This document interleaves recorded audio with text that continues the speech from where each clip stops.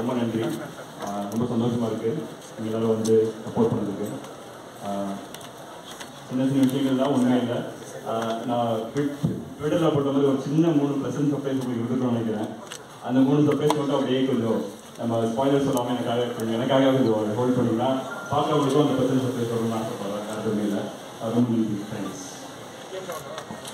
வந்த எல்லாருக்குமே ரொம்ப நன்றி.